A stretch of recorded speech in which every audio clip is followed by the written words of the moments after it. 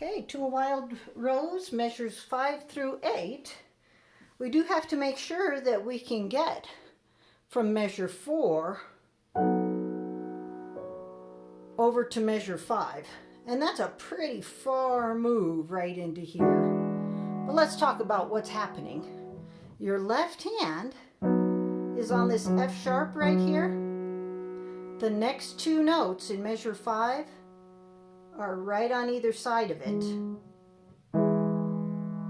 So you have a few options. You can say, I'm going from the feel of this F sharp over to there. That's a good option. You could say my thumb is going to the middle black. I actually like that one better.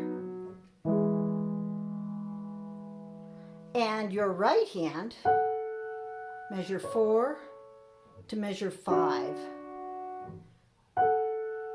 I kind of like knowing that I'm going from the C sharp and it's an interval of a third. Move my hand to the F sharp, an interval of a third.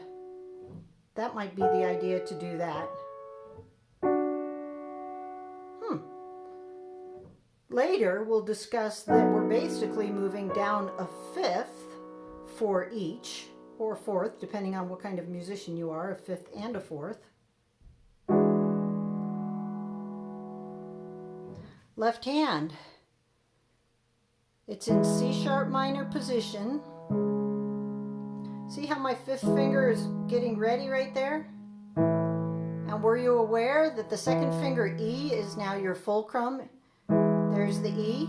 Stay on the second finger right in there. Keep that second finger. So you're practicing from here, your thumb D sharp down a fifth to your thumb G sharp. Second finger staying. All right. The right hand, still the down ups. We changed your fingering to a fourth finger on measure 5. Why? Because you're going up to your fifth finger next. Back in position. This time you get a fifth finger. Why? Because we're going down. So your right hand is moving from here down the fifth, fourth finger, down, up with your wrist. And that's the end of your 8 measure phrase.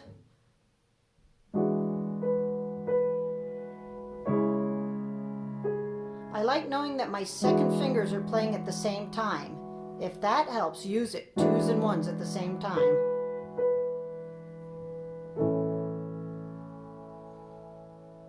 Measure 9 through 12 are similar to measure 1 through 4. It will be pianissimo. The difference to know,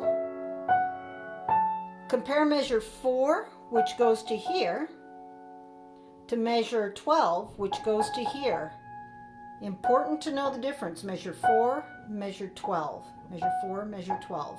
And you can practice measure 4 and measure 12, 11 and 12 back to back.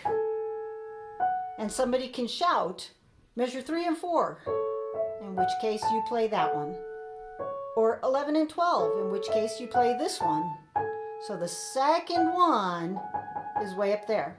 The left hand stays the same. That's kind of nice. When you're ready, you play hands together, measure 1 through 12. That's my piano. Then I crescendo.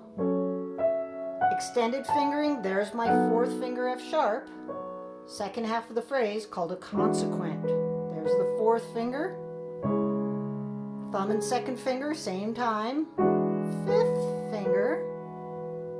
2 beats to find my A position. Pianissimo.